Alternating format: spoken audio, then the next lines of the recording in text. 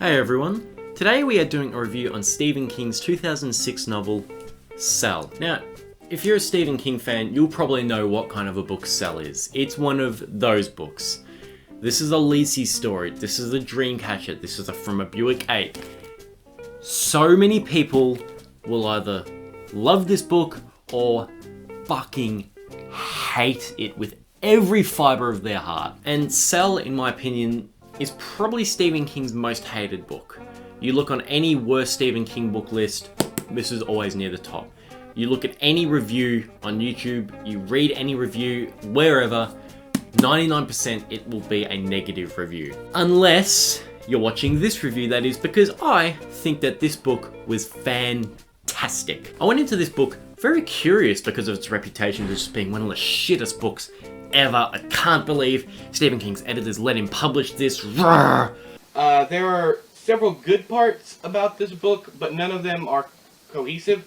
They don't come together to make one single good story. Well, have fun out there, because if you're not having fun, you're reading shit like this. Everything else about this book is just absolutely downright terrible. Stephen King is a genius, so I have no idea how that genius created this. This shouldn't have been published. I don't know how this got past editors and how the editors didn't think, this book is terrible, Steve, you need to rewrite it or just think of a new idea. I don't understand how this became a book. I don't get it. Ain't like no one's gonna read this shit fest anyway. If anyone thinks this book is good, then I think you done lost your rabbit-ass mind. Either that or you've never read a good book before. But I also went in nervous because of that reputation, because I was like, oh shit, if it's not a good Stephen King book, I mean it's not a massive book, but like, you know, it's decent. That's gonna be a slog. But this book hit the ground running. And it was so hard to put down. Cell is about a strange signal being transmitted through every cell phone in the United States, possibly the whole world, but we only know it's the United States for sure. And it turns out that anyone that hears it turns into a mindless, vicious, crazy killer. The book starts fast. Not even 2 pages into this one, you have someone eating their dog. It hits it running full speed. Clay Riddell, and I'm pretty sure that's how you pronounce his name, I'm not sure. But Clay Riddell, someone who wasn't on his phone at the time of the Pulse, which is what the event was called, realizes what is going on and goes on a journey in an attempt to find his son in hope that he hasn't turned on his own phone and been exposed to the Pulse. I think it's a really interesting plot. It's kind of like zombies, but it's a completely new take. The first, I don't know, maybe half of this book feels kind of like zombies, but it still feels slightly different. And then the second half of the book really puts a whole different spin on the zombie genre, and I really like it. For a fact, they're not necessarily dead people, they're just people that have been on their phones. There's a lot of philosophical discussions about humans and our true nature and what the Pulse has actually done to us. Has it turned us into a zombie? Has it killed us? Has it whatever? There's a lot of discussion, and it's really well done. And as I already said, it takes a bit of a turn in the second half. The zombies, they're called phoners in this book, and the phoners, they're just interesting the way they operate. And I really like it, and it leads up to a really good ending. I know a lot of people hate this ending and think it's one of his worst, but like, seriously, I think that this book ends terrifically. I think it does, it's great. The characters in this book are fantastic. I really like Clay as a lead character. I don't know, I just find him kind of investing. I really like Tom too. He's different. I find him really interesting to read about. But I really like Alice Maxwell, actually. She's a very likable character. And it's actually funny, in Billy Summers, there's also a character named Alex Maxwell. And they both kind of seem like shadows of each other. They're both very similar characters, and I thought Alice in Billy Summers, which I read first, was great.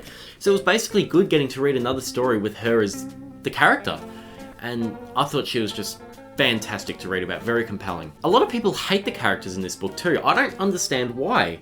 People just say that they're boring and that they're underdeveloped and that they're like, you know, zero-dimensional characters, but I like them a lot. I think they're good. And I was really invested in Clay's story of him trying to find his family, and it just goes. It just moves. It moves. It's so good.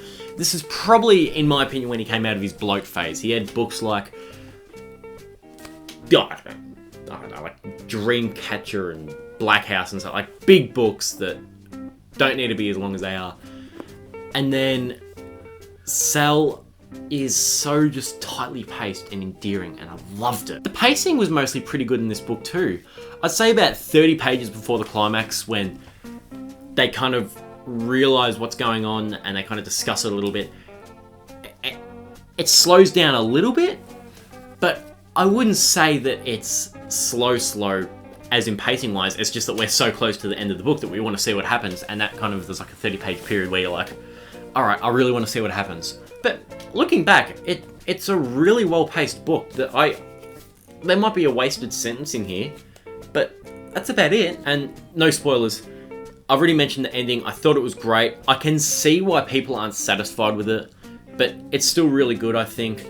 And without spoiling it, again, it doesn't get weird. It fits the tone of the book. You have some books like It, or Lacey's Story, or Needful Things, when like you get to the end and you're just like, that's so out of place. That makes no fucking sense.